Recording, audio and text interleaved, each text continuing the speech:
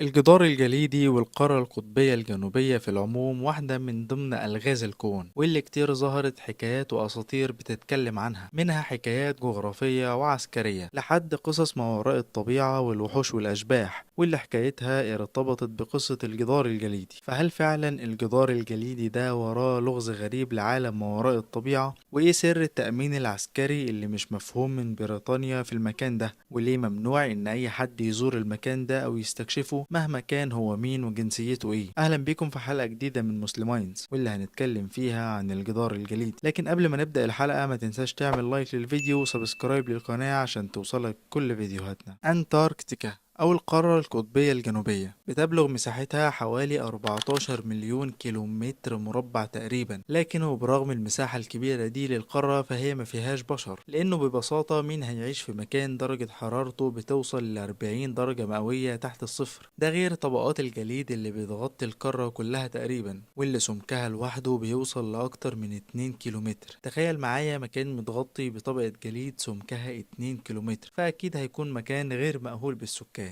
فكرتنا عن الجدران الجليدية والقارات القطبية دايما بنكون واخدينها من أفلام ومسلسلات أجنبية، ودايما المسلسلات دي بتبين الجدار الجليدي على إنه مكان ممكن أي حد يروحه ويستكشفه، لكن الحقيقة غير كده طبعا. من وقت للتاني بتظهر نظريات عن القارة دي والجدار الجليدي اللي موجود فيها، ومن كام سنة ظهر فيديو للجدار ده من العدم، واتقال وقت انتشار الفيديو إن الجدار الجليدي ده جدار ضخم جدا وبيحيط بالأرض بالكامل وموجود عند حافة الكون. لكن الأغرب من الفيديو ومن الكلام عن الجدار الجليدي هو تواجد الجيش البريطاني بكثافة جوه القارة دي، وكمان الحراسة الشديدة اللي موجودة بالقرب من الجدار الجليدي ده غير كمان إنهم بيمنعوا أي حد من مجرد التواجد في محيط الجدار الجليدي ده أو استكشافه، وبيمنعوا الطيارات أو السفن من إنها تعدي من المنطقة دي. وبتعتبر منطقة الجدار الجليدي من المناطق المحظورة للطيران والسفن. البداية كانت سنة 1842، وفي البداية الاستكشاف ده ما كانش بهدف استكشاف القارة نفسها أو حتى استكشاف الجدار الجليدي اللي موجود فيها، لكنه كان بهدف استكشاف القطب المغناطيسي الجنوبي زي ما تم قبلها اكتشاف القطب المغناطيسي الشمالي. الرحلات الاستكشافية دي مش كلها كانت بتكمل بسبب برودة المكان وصعوبة التحرك فيه في الوقت ده، خصوصا ان وقتها ما كانش فيه الطفرة التكنولوجية اللي موجودة دلوقتي، وكانت معظم الرحلات دي بتفشل فشل ذريع انها حتى تعدي الجدار الجليدي اللي موجود في القارة. الكلام ده استمر كده لحد سنة 1911 لما قررت دولة النرويج انها تطلع بعثة استكشافية للقارة القطبية الجنوبية، وكانت البعثة بقيادة العالم روالد أموندسن. وفي نفس الوقت ده تقريبا كانت قررت بريطانيا هي كمان انها تبعت بعثة استكشافية لاستكشاف القارة والجدار،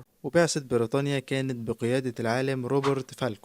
العالم روالد أموندسن وفريقه البحثي كانوا أول ناس يقدروا يوصلوا للنقطة دي ويعبروا الجدار الجليدي، واللي ساعتها وصفوه بدقة كبيرة جدا، وقالوا وقتها إن الجدار مساحته بتوصل ل 500.1 ألف كيلومتر وعرضه بيوصل ل 800 كيلومتر، وإنه بيحيط بالأرض لكن جزء كبير منه موجود تحت المية. وقالوا كمان إن الجدار مليان بتلال جليدية ضخمة بتصعب كتير من عملية استكشافه، لكن وقتها كلامهم كان كلام طبيعي، ما كانش فيه أي حاجة بتتكلم عن كائنات غريبة أو وحوش أسطورية أو أي حاجة ليها علاقة بما وراء الطبيعة. والكلام لحد هنا كان طبيعي بشكل كبير، قارة جليدية والعلماء بيحاولوا يستكشفوها، ايه المشكلة؟ قبل ما اقولك المشكلة يا صديقي خليني افكرك تعمل لايك للفيديو وسبسكرايب للقناة، دعمك ليا هيخليني استمر في تقديم المحتوى ده بأفكار أفضل إن شاء الله. المشكلة يا صديقي بتبدأ سنة 1954 لما قناة أمريكية استضافت العالم ريتشارد بيرت، واللي كان وقتها كمل 30 سنة من عمره في استكشاف العوالم الخفية، واللي كان منها 12 سنة كاملين في القارة القطبية الجنوبية. العالم ريتشارد وقتها اتكلم عن أشياء غريبة جدا موجودة جوه القارة، وإن فيها حاجات الإنسان عمره ما شاف زيها قبل كده. ومن هنا بدأت الأساطير عن ما وراء الجدار الجليدي. من ضمن الأساطير اللي بتتحكي عن المكان ده انه بيعيش فيه كائنات ضخمة جدا بتشبه العمالقة، وان المكان ده فيه اهرامات بتشبه لحد كبير اهرامات الجيزة، وان الكائنات اللي بتعيش في المكان ده كان ليهم تواصل مع الحضارة الفرعونية القديمة، وانهم ساعدوهم في بناء الاهرامات اللي موجودة دلوقتي في مصر. وواحدة من الاساطير اللي بتتحكي عن المكان ده هو انه بيحتوي على الجزيرة اللي محبوس فيها المسيح الدجال، لانه زي ما احنا عارفين من الحديث النبوي اللي موجود في صحيح مسلم ان الدجال محبوس في جزيرة في عرض البحر، لكن الكلام ده اكيد مش صحيح لسببين لسببين. أولهم إن ما وراء الجدار الجليدي هو يابسة مش بحر بيتوسطه جزيرة، وده طبعا طبقا لكلام العالم روالد أموندسن. والسبب التاني إننا فهمنا من الحديث النبوي إن الدجال موجود في جزيرة في البحر الأحمر، وده لأن الناس اللي شافته على حسب الحديث كانوا متجهين ناحية الشرق، وده وقتها ما كانش ينفع إلا من خلال البحر الأحمر. ده غير الأسطورة اللي بتقول إن المكان ده هو مكان يأجوج ومأجوج، لكن طبعا دي خرافات، وده لأننا متأكدين من القرآن إن سد يأجوج ومأجوج عبارة عن ردم من الحديد والنحاس، مش جدار جليدي أبدا.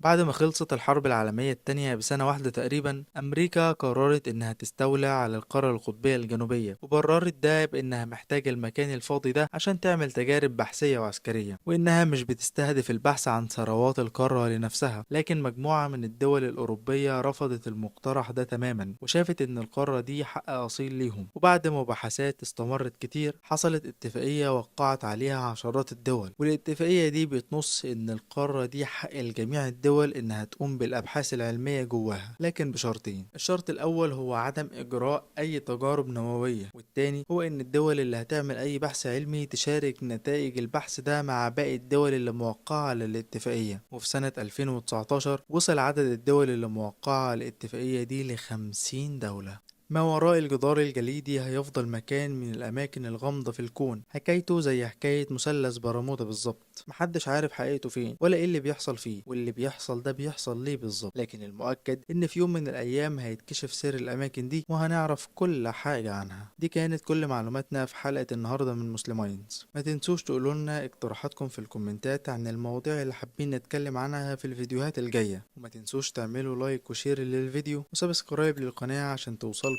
فيديوهاتنا الجاية كلها.